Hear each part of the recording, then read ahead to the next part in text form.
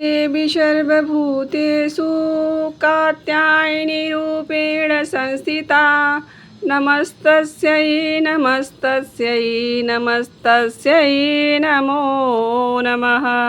जय माता दी। आज नवरात्रि का छठवां दिन है और आज माता कात्यायनी की पूजा की जाती है और नवरात्रि के छठवें दिन दुर्गा सप्तशती 11वें अध्याय का पाठ किया जाता है। तो चलिए हम भी माता जी के उद्घोष के साथ बिना किसी देरी के पाठ प्रारंभ करते हैं। तो प्रेम से बोलिए जय माता दी।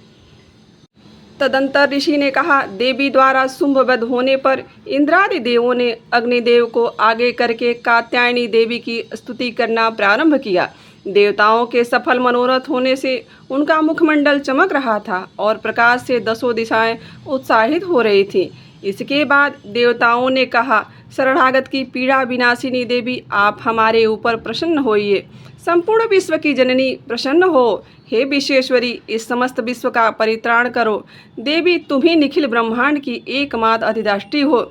इस विश्व की आधारशिला तुम ही हो, क्योंकि पृथ्वी के रूप में तुम्हारी अविस्मृति है। हे देवी, तुम्हारा पराक्रम अतुलनीय है। तुम्हें जल के रूप में स्थित होकर समस्त विश्व को तृप्ति प्रदान करती हो। तुम अत्यंत बलशालिनी हो, वैष्णवी शक्ति हो। इस संसार की कारण रूपिणी परा माया तुम ही हो। हे देवी, तुम्हें इस संपूर्ण जगत को मोहग्रस्त कर रखा है। तुम्हारी कृपा होने से ही जीव पृथ्वी पर रहकर मोक्ष का अधिकारी बनता है।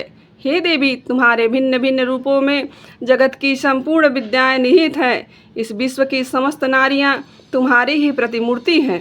हे जगत जननी, तुमने ही संपूर्ण विश्व को व्याप्त कर रखा है, अतएव तुम्हारी स्तुति अकथनीय है।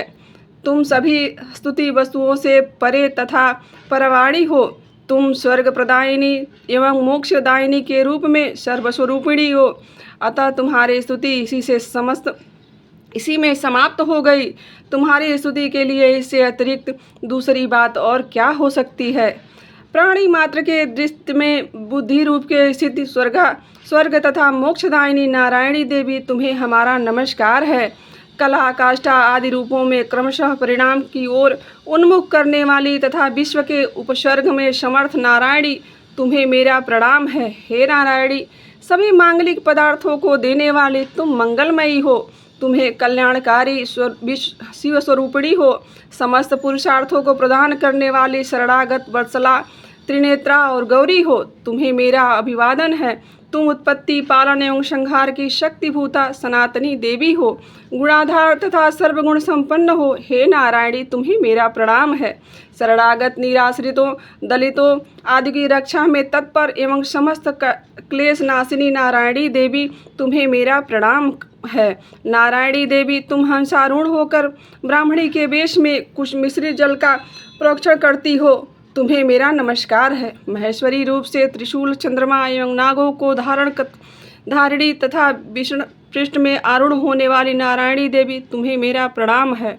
मयूरों तथा कुटुकों के आवृत महाशक्ति धारिणी कौमारी रूप में स्थित निष्पापे नारायणी, तुम्हें मैं नमस्कार करता हूँ। शंख चक्र गदा एवं शाख आयु से धारिणी वैष्णवी विश्व शक्ति संपन्ना नारायणी, तुम मेरे पर प्रसन्न हो। तुम्हें मेरा प्रणाम है। हाथ में भयंकर चक्र लिए पृथ्वी को अपने दाढ़ों पर उठाकर तुम बाराही रूपधारी कल्याणकारी नारायणी, तुम्हें मेरा नमस्कार है। दानवों के संहार में नरसिंही रूप में उद्यत तथा त्रैलोक्य रक्षिणी नारायणी, तुम्हें मेरा प्रणाम है। दाढ़ों के कारण विकराल मुख वाली मुंडमाला में विभूषित मुंडमर्दिनी चामुंड रूपिणी नारायणी, तुम्हें मैं अभिवादन करता हूँ। लक्ष्मी, लज्जा, महाविद्या, श्रद्धा, पुष्टि, स्वाहा, ध्रुवा, महारात्रि तथा अभिधारूपिणी नारायणी, तुम्हें मेरा नमस्कार है। मेधा, सरस्वती, श्रेष्ठा, ऐश्वर्य रूपा, पार्वती, महाकाली, संयमशीला तथा सर्वाधिष्ठात्री नारायणी, तुम्हें मेरा नमस्कार है। सर्वरूपा, सर्वेश्वरी, सर्वशक्ति संपन्ना दिव्य रूपा दुर्गे देवी, आप हमारी सभी भीतियों से रक्षण करें। तुम्हें मेरा प्रणाम है।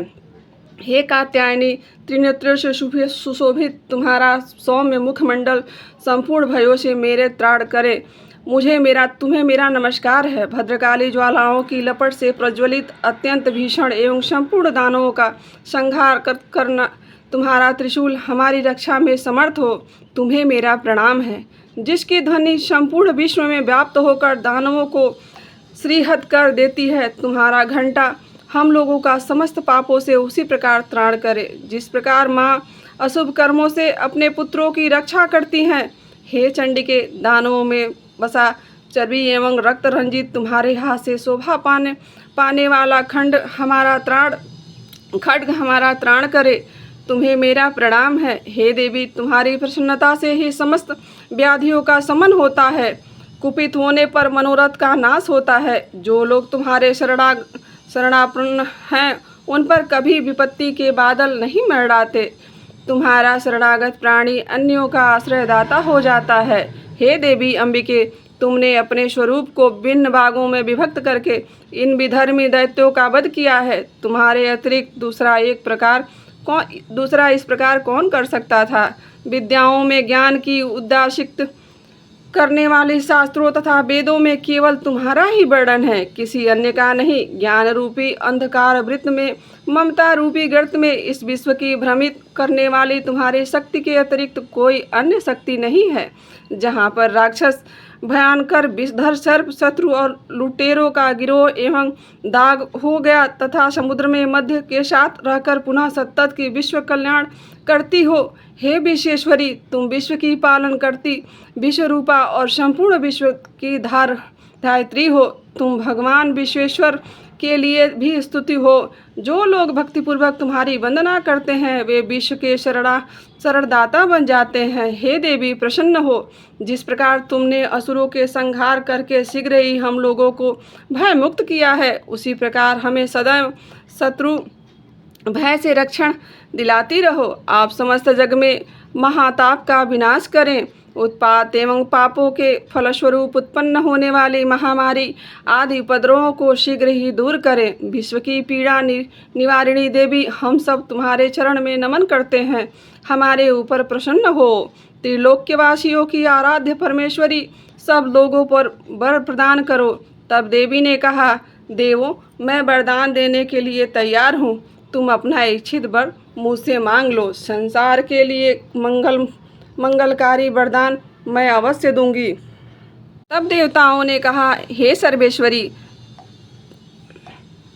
तुम इस तरह त्रैलोक्य की बाधाओं का निवारण करती रहो और हमारे शत्रुओं का नाश करती रहो। इतना सुनकर देवी ने कहा, देवों, वैवत्स्य मनवंतर के 18वें युग में शुंभ और निशुंभ नामक 2 अन्य दानवों का प्राकट्य होगा। उस काल में मैं नंदगोप की पत्नी यशोदा के गर्भ से अवतरित होकर विंध्य पर्वत में वास करूंगी और उन दोनों को कथित दानवों का वध करूंगी। इसके अंतर में पृथ्वी के पर भयंकर रूप से अवतरित होकर वैप्रचित नामधारी असुरों का संहार करूंगी।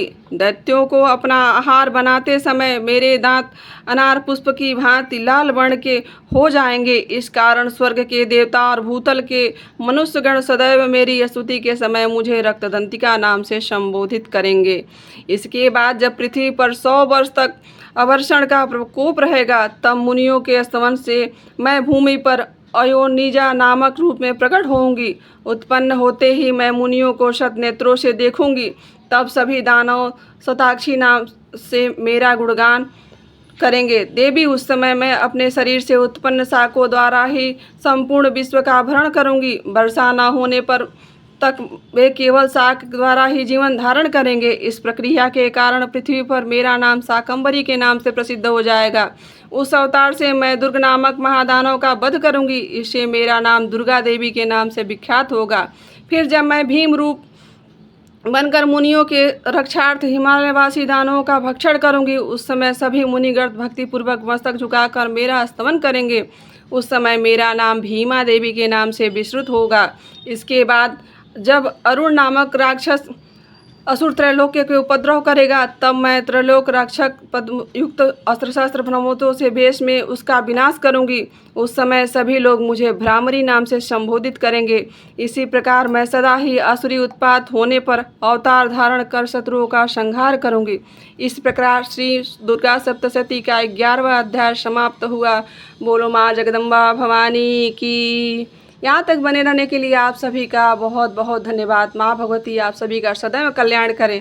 आगे वाली वीडियो का जितना आप लोगों ने सपोर्ट किया उसके लिए भी दिल से आभार।